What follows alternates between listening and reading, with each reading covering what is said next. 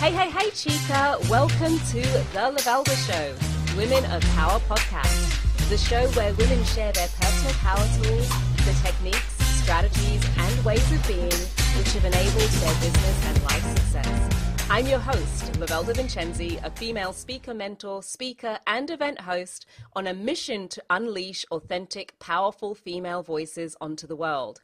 In today's episode, we'll be uncovering the power tools of Noha Essop, the conscious maverick and biz life blend queen. She's on a mission to raise consciousness, global consciousness, through biz life blend teaching, coaching, speaking, and retreats. The bullshit detector, disruptor, life transformer, Noha comes alive only to serve from a deep space of empowering love. An internationally certified NLP master practitioner and trainer, business consultant and coach, clinical hypnotherapist, a D-Martini method facilitator, and many more. Her role is to teach and guide you to the magnificent divine soul she sees you to be, the one that's inside you, screaming to be let loose to the world. In this episode, Noha talks to the essence of creating a powerful business as a woman. It's content-rich, thought-provoking, and will awaken and supercharge your inner get up and go.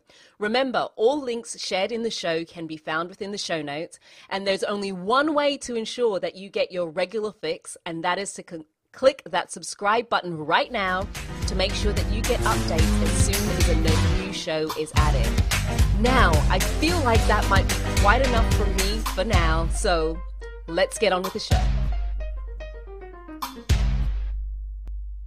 Hey, welcome to another episode of the Lovelda Show, Women of Power podcast.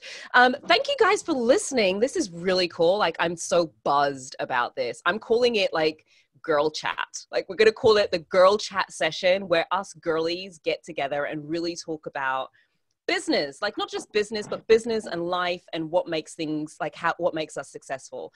As you've heard in the intro, today, my amazing guest is Noha Essop. So excited to have her. I've known Noha for like a while.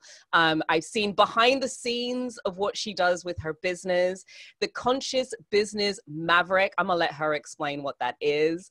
But this is a woman who is merging both the spiritual side of business and life, but also like very down to earth, like numbers driven, like let's get stuff done. And it is a balance I'm finding for us as women to do this. Noha, welcome to the show. Well, thank you for having me and that wonderful introduction. I thought, yes, I do that. Hey, fabulous. It is so awesome to be here. And thank you for asking me. So I know you pretty well, and I want the guests to get to know you just as well as I do. So, okay, let's just start with a conscious business maverick. What is it? So a while back, I came up with this little title for myself, being the conscious maverick. And you know what? The conscious maverick was really, I wanted people to know that I come from a place of consciousness and spirituality and self-awareness. And I wanted people to know by the word maverick that it's an unorthodox, that I'm not going to do it same, but different, that I am going to go deep. But I am also going to be straight up. I am going to detect the BS. I am going to say it like it is. And that there is no one route. I think that was probably also more important for me, that there is no one route to one's evolution, to one's elevation, to one's next level. And that since then, of course, I've come up with my Biz Life Blend approach as well, which obviously also still everything I do is steeped in consciousness. And that Biz Life Blend for me is the very cornerstone of what I do. And that is that life and business is not separate. Mm-hmm. You know, what it is that we are experiencing in our lives is being mirrored and mimicked in our business and vice versa. And so, you know, if we have that relationship niggle, it's in our business as well. If we have a niggle to be able to receive in some form from our loved ones, it is happening in our business as well. And there are releases that needs to happen. So, yeah, and I am a numbers-driven person as well. So it's not all like, you know, woo up in the air type of vibe. And I think that comes from my long stint in the corporate environment of being in sales and marketing before and teaching sales to entrepreneurs. at a, you know, a graduate school business level. And then at the same time also, I used to be a project manager. So I kind of get to have the balance of the flow and the action, you know, which is ultimately what I teach, you know, from flux to flow. There's so much in that, because I know of so many women who've been on that business spirituality journey, right? It's almost like you can go too far one direction and then you're sat there like, humana, nothing's happening. Mm-mm. And so you kind of, especially the woman who's had success through doing, you know, the natural born workaholic, alpha female out there, like, let's make things happen, exhausted by it, then goes so far the other way, but can't quite figure out how to make that other side convert into cash.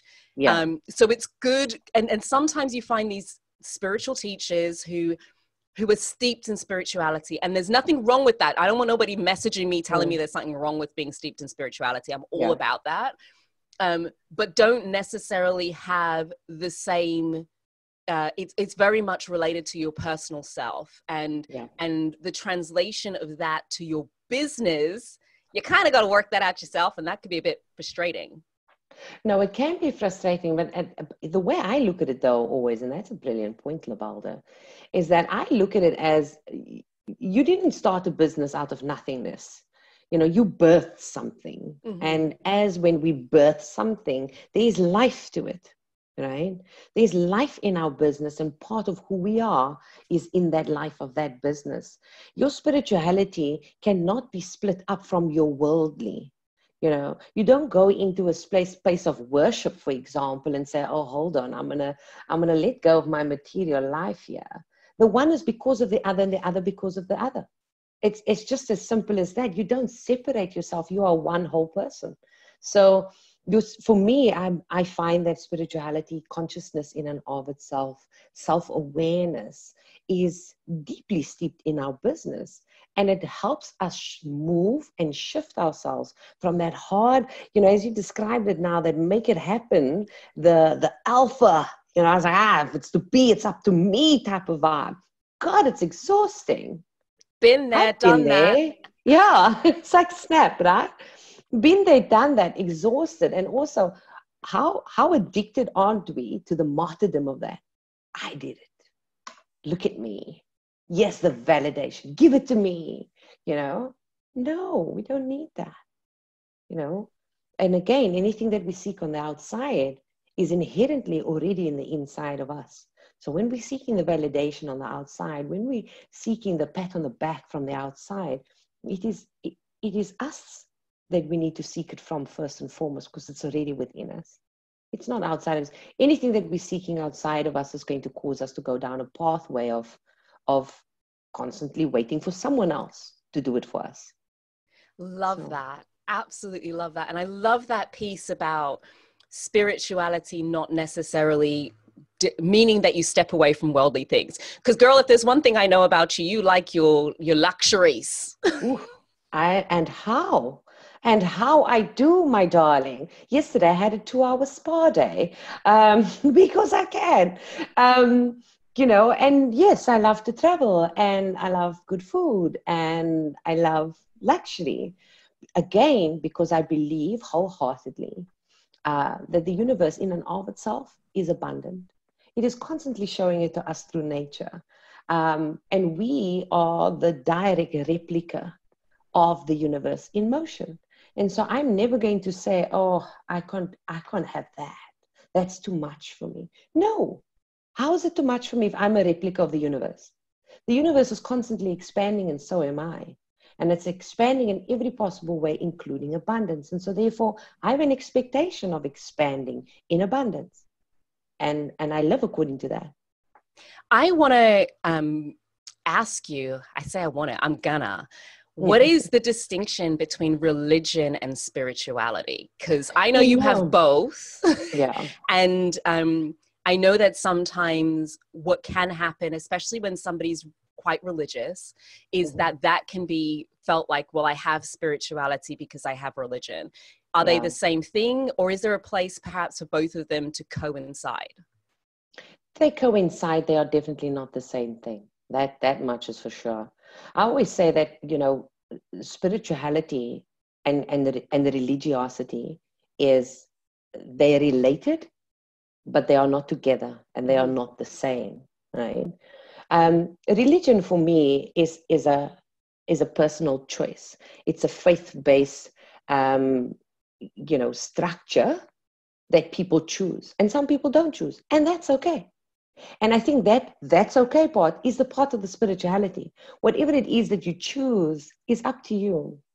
I think where we often get it wrong is that we perceive that because I have a high level of religiosity, oh, I pray so many times a day, I go to that place of worship, I pray in that direction, I look like this, I hang out with this, and I praise like this, blah, blah, blah, that people have this perception that, oh, now I'm spiritual. No, I have seen people and coached people who are deeply religious but not spiritual. Mm-hmm. For me, the spirituality is the state of self-awareness, the path, walking the path of knowing oneself in such a deep way that you are able to see the universe spinning around you and feeding you with information that is necessary for your evolution.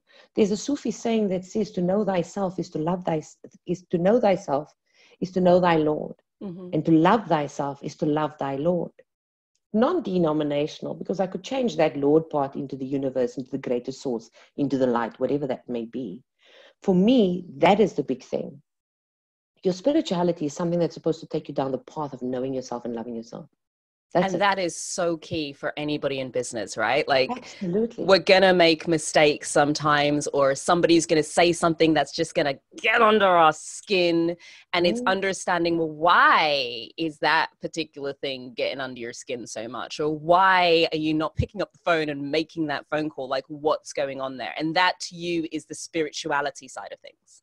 Yeah, there's a co-creation. Nothing is ever happening by mistake. Nothing is ever being presented to you in whatever form it's being presented without there being a lesson and a message. And in that message and lesson, there's a gift, you know, and we must be able to find that gift and be able to recognize that gift. But if we're not open to see the gift, we lose out on the gift. And guess what? That perceived challenge that we've just had is going to repeat itself over and over until we get the gift. And I think, you know, this part of knowing ourselves and gaining strength out of that, for me, that's the authentic power. That the authentic power is the ability to stand firm, well-rooted, resolute in knowing who you are and being unshaken in that. And you can tell me now, you're going to go out and going to do an outreach to someone for a sales conversation? Go and do that timidly. Go and do that cap in hand. Go and do that thinking less of yourself. Go and do that without loving yourself. I'm telling you now, you won't have the sale. You won't have the sale. But go in your strength. Go in your loving divine power and your authentic power. Go in your state of alignment. Go in knowing yourself. And whatever the outcome is, and detached from the outcome, it comes flowing to you. It comes flowing to you over and over. That is a beautiful definition of power. Like a beautiful, like, I'm gonna need you to say that again, because it was so good. You know, when it's like, I wish I could like just tweet it. It was so good. So feminine power, or like the power of a woman, like how would you define that? I'm just need to hear it again, girl. For me, and again, I can never repeat what I said because right now I'm in a zone, so I can't repeat what I'm saying. It's like me. But I can say to you, for me, my understanding, my view on what feminine power is that authentic power. It's that divine power, that standing in your truth, right? In the knowingness of what you are, who you are, what you are here to do and serve as. However, the challenge that I feel most of us have, that I've had certainly for a number of decades, right? What is my truth? You know, how do I stand in my truth and live that and stand in the power of that? Because that's often the difficulty. And again, you know, for me, that's the unveiling. you know, the constant unveiling of the masks, the facades, the bravado. And often I find the bravado around the, you know, the make it happen, you know, kind of energy behind it. And we need to start unraveling that, you know, and we don't unravel it for the sake of, you know, we unravel the threads, and that thread just starts weaving a whole beautiful new story. As simple as that, you know. So for me, the power, the true power of a woman is being able to know, learn, and understand their truth and stand in that, and never shy away from the magnitude that we are, because again, we are replicas of the universe. So incredible. So Noha, I know for you, you've had, like, you know, when we hear the stories of the people who've had like incredible success, and then at the same time, it's like, whoa, I know your pain. Like, I know the pain. How the heck, and where's the client, and you know, all of that sort of stuff. So you can certainly speak from experience, your own personal experience on both sides of that fence, in terms of like, the clients are coming and I'm like in high demand, and you know, anything I do, people just won't buy it. And like, what do you mean? Like, call 500 and still there are crickets. So for you, what, you know, in all of those years of experience, what would you say have been your 3 secret power tools? Let's start with tool number 1. Like, what can women learn where do these 3 things, or embody and become these 3, you know, use these 3 tools or techniques or strategies or ways of being, and like, you're really going to start to move things forward. So what was your like tool number 1? Share. My tool number 1 is always going to be that self-care. You know, and self-care dovetail with you know, a morning routine, or part of a routine.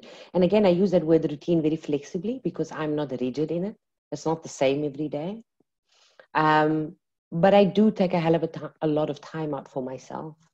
I don't start a day until I'm ready to start a day. I don't rush to start a day.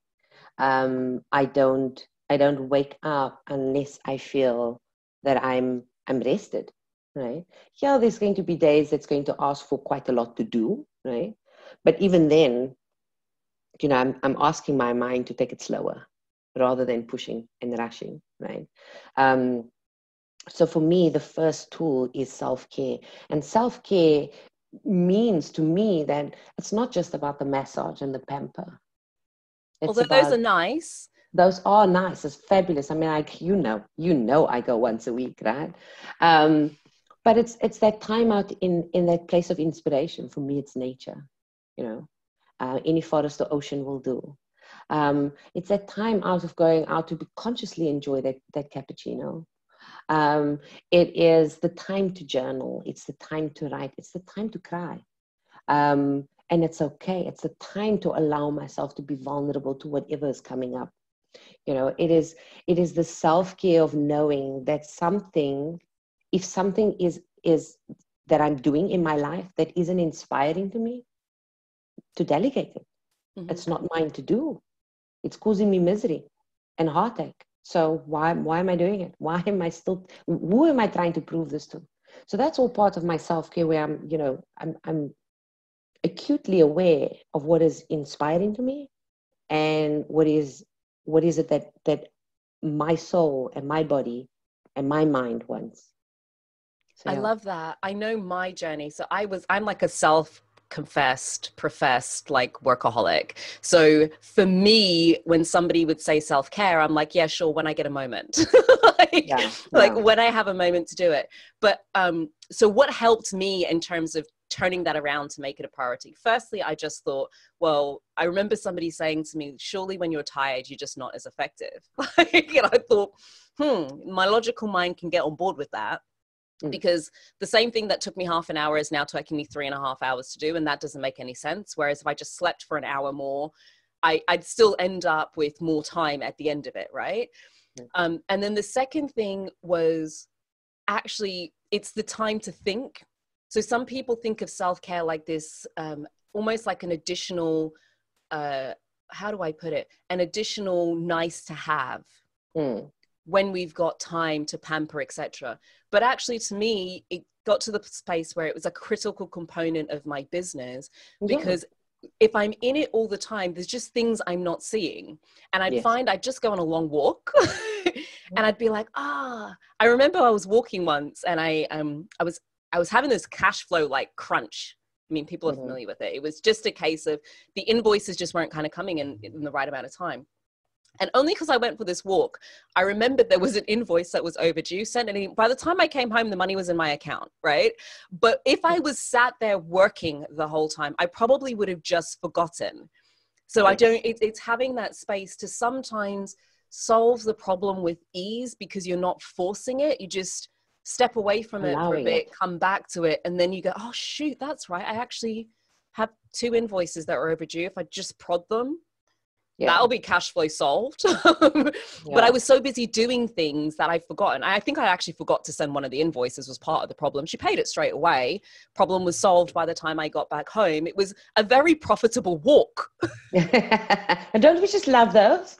I think for me, the part of that description for me, and you know, I live in Cape Town, so we had this beautiful, the 7th wonder of the world, Table Mountain.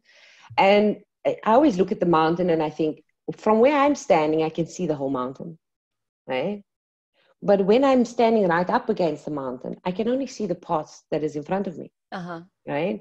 And that for me is the difference between self-care and no self-care, right? No self-care means I'm standing right up against the mountain and I'm having an expectation of seeing the whole mountain. I can't. I have to step away. Create some distance so that I can see the full picture. Beautiful and necessary. So ladies, take some time out. If you need to call it thinking time, then call it thinking time rather than self-care, if that's what works for you. But I know for me, it transformed my relationship with my business to be able to, because we didn't start it to be working all hours under the sun. At least I didn't. So, so at some point you kind of got to go, if I didn't start it to be working all hours out under the sun, how about I just don't work all hours under the sun and see how that works out? Exactly. So what would be more space? Create more space? Yeah, the self-care for me creates more space in your being, right? And space is expansion. And when we make more space for expansion, more things comes into that space to create more expansion. So you're constantly growing. So space for growth, that's what we're going to call it. Create the space for growth. What's your second power tool? My second power tool probably has to be alignment, coming into alignment and doing everything, I won't say in my power, but, you know, taking small steps every day to stay in alignment. You know, there's no point in putting out a program or doing something in your business that isn't aligned to who you are.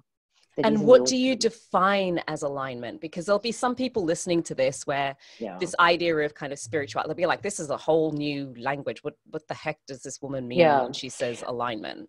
For me, alignment is that moment, that resting space, that resting place between the push of making it happen and that freedom space of making it welcome. Right? It's when your ideas start flowing to you rather than you chasing the ideas. It is when everything within that program, in that service offering, is 100% you and not parts of different other people that you've kind of cherry picked, you know, to make up this whole. I have done that in my life before and have had major discomfort and dare I say failure in inverted commas, right? Because, oh, she's doing it that way, I might as well do it that way too. No, business and life is not a one size fits all. Right? You have to find a mold for yourself. And that mold is your alignment. It's your space. The mold, however, is going to change as you grow. You know, as you evolve, so too is the mold going to change. Your alignment of what you did 2 months ago, 2 years ago is going to change as you move along. And it's to be an allowance of that change. You know, I find too many business owners trying to stick to what they've been doing for the last 6 years. And I'm like, are you trying to tell me you haven't changed in 6 years? Because it's a mirror image of you. As you change, so does the business change, right? So yeah, that alignment is that middle space, that center point of equilibrium, that center point of, you know, the spark. It's just boom, it's just there, you know. And how do we get there? Two ways, or not two ways. It's a combination of things. For me, it's the being in the constant state of allowance and willingness and working with ease, which can only come through the self-care, right? And because that builds trust. It builds trust in what the next step is, and that the next step is going to be right for me. That's the one thing. The other side is taking inspired action. Because you see, after every moment of you getting an intuitive idea, you have to take action. That's the you know, the old make it happen type of scenario, but just this time around you're doing it. It's like, oh, this feels easy. I'm going to take action on this.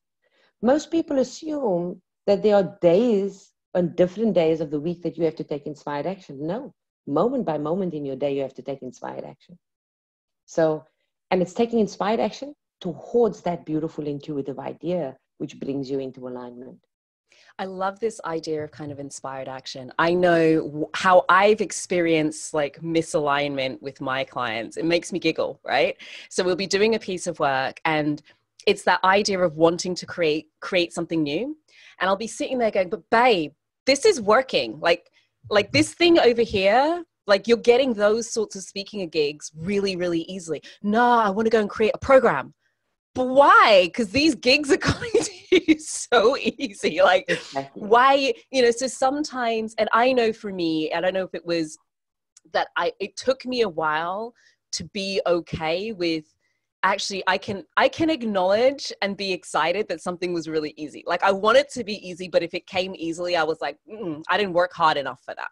Yeah. I didn't work for it. It didn't feel like work. So therefore I can't acknowledge it as something that I do. So in order for me to create, this was my experience, right? And it took me a moment before I realized this is what I was doing. I was like, holy heck, I am actually going out looking for hard ways to do things such that I can feel like I achieved something, even though there's a lot of stuff happening really easy. I started emceeing because people were just asking me to do it all the time. And I thought, frick, this is super simple. So why don't I just do more of it? And that's where the momentum came. Actually, that's where my business really started to take off and it really started to grow. And it's fun and it's easy. But I had to get to the point where I don't care that other people are telling me you can't make money emceeing. Like, I enjoy it and people are coming to me. So I must be on my right path. Yeah. I think there's a massive paradigm shift that has to take place in order for that to happen.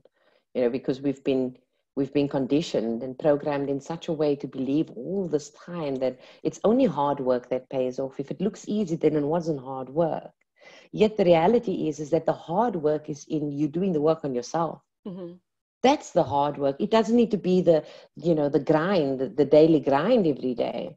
The daily grind shifts from doing your normal kind of business work, so to speak, into your self-work. You know, working on the self, that's the hard work for me. And it's not hard. I mean, it's just uncomfortable. It's the everyday. Yeah, and it's the everyday. It's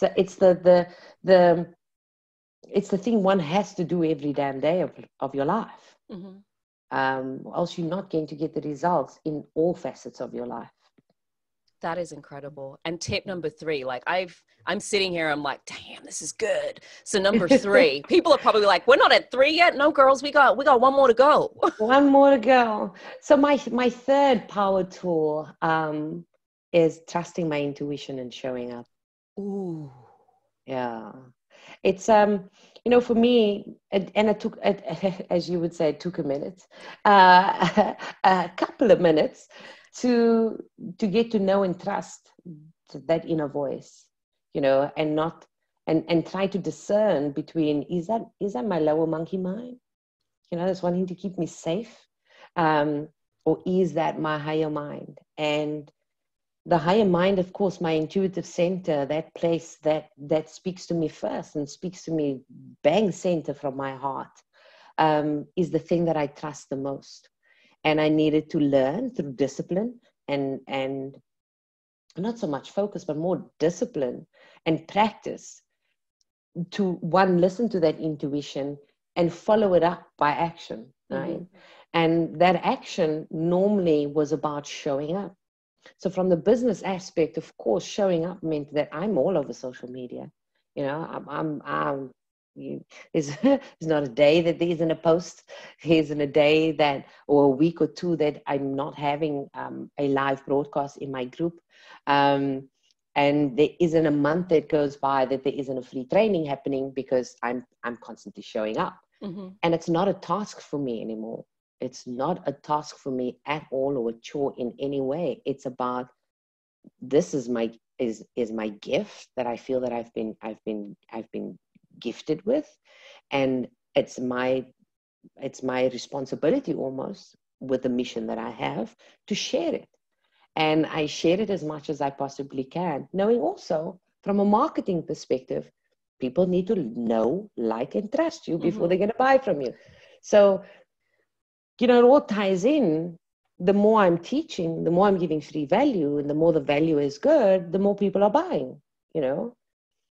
But the interesting thing that I found as I started showing up on social media, and so showing up my truth, and there's a big thing, because I used to show up and, like, you know, I used to kind of write these surface level posts, you know, about, like, what are you doing in your business? What is happening in your life? You know, blah, blah, blah. And as soon as I start getting more truthful and almost, dare I say, vulnerable and personal, right? Because that's the space within which I work. I started realizing that this showing up thing on social media and in business was more about showing up to myself. Mm-hmm.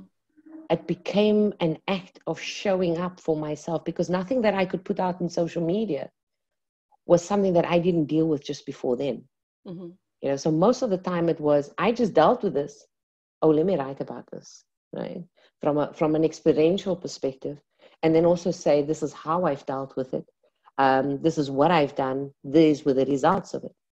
So I found that showing up, becoming visible and valuable, was about me being visible to myself, the real me, right? And I mean, we must never fool ourselves in thinking that we know the real me, right? There are layers to us. Oh, that onion bulb, you know, is just waiting to reveal itself. And part of that is showing up over and over, and showing up and showing up. And the more you do that, the more comfortable you get with being all you, you know, saying it like it is. I used to say I still do actually say to my clients, look, if your social media posts don't reflect what you do with your one-to-one clients, then you're ripping people off. Because what you're saying is, let me give you some surface level bull crud. And then when you, then if you buy into it, then I'll give you the good stuff. So I just stopped, like, look, this is how I talk. Like, if you come on a call with me, this is how I'm going to talk. And when I tell you that stuff pisses me off, this pisses me off. Because I will have my own, you know, my friends know I'll have a little rant every now and then. So I just started making some of them rants a bit available. I'm like, if another person calls me about blah, thinking blah, let me explain how this works, because I'm sick of it. But there is that degree to which you've got to get to that space almost where you stop proving something and you just share. Yes. You're sharing for the sake of, and again, there again comes that aspect of detachment. Mm-hmm. You're sharing to serve. Yeah. First and foremost, if you detach from the outcome of how that's going to serve, then it comes flooding to you. Yeah. You know, I wrote a post the other day about, because I keep on getting people coming back to me and saying, oh, I so much want to get into a one-to-one with you, but I'm so afraid. Right? Because I'm the BS detector, right? I mean, I'm really not gonna dance around it. And for me, the premise from which I come is, that's not what you're paying me for. You paying me to elevate. You're paying me to evolve. Mm-hmm. You're not paying me to, you know, kind of coddle you all the damn time. So I wrote a post the other day and I said, I'm getting slightly tired of this. Oh, I'm so afraid, right, to come for a coaching session with you. And I said, I'm going to call it out for what it is. You're not afraid of me. You're afraid of yourself. Because you're afraid of the magnitude that you have. You're afraid of the magnificence that you have. You're afraid of how big you are and how big that mission is. And you cannot dare or even begin to fathom what you're supposed to be doing with it. I said, so darling, you're not afraid of me. You're afraid of your own magnitude. Now, if you want to get to see your magnitude and live in that magnitude, yes, by all means, give me a call, right? But I'm no longer going to take the blame for your fear-based mongering. I'm not. That is so beautiful. That is so beautiful. My goodness, have we covered stuff, Noha? Oh my gosh. So yum. I might have to get you back. I'm not gonna lie, there's so much here. So how do people who've been listening to this and they're having a moment of inspiration, awakening, oh, okay then, or they might be a little bit scared of you.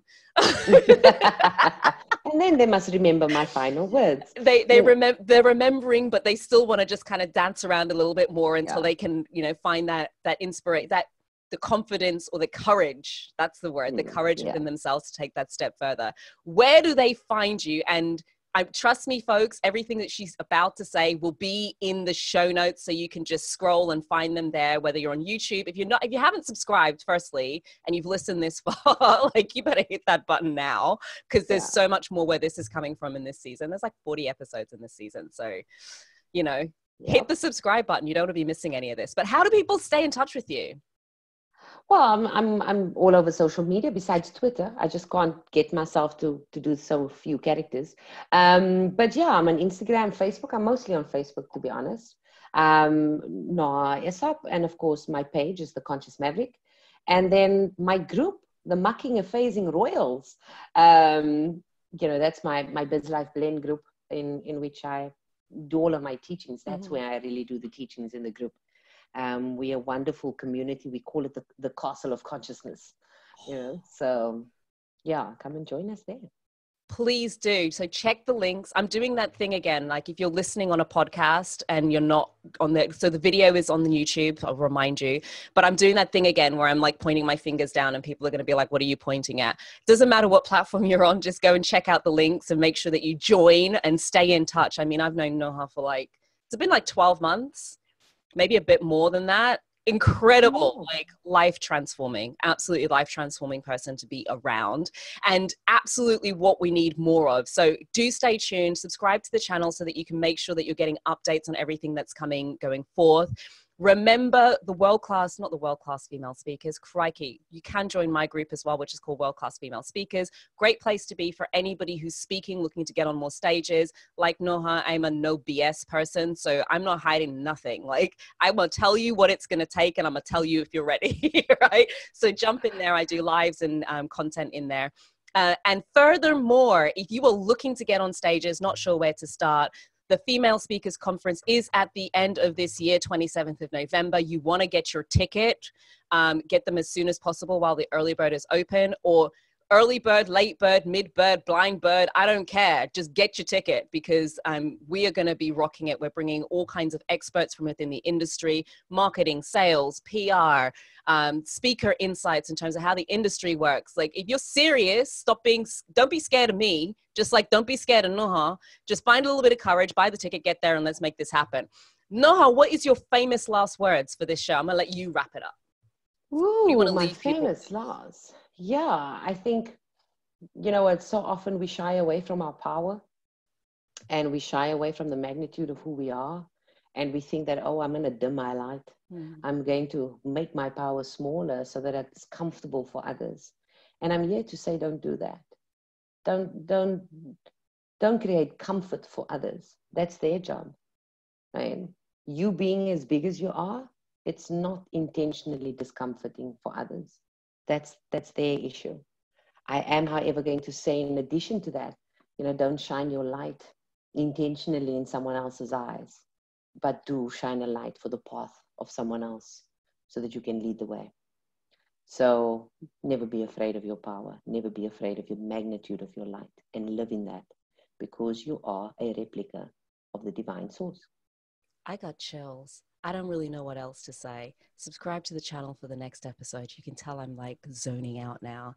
And do not shy away from your own power. This has been the Lovelda Show Women of Power podcast, and I will see you ladies in the next episode.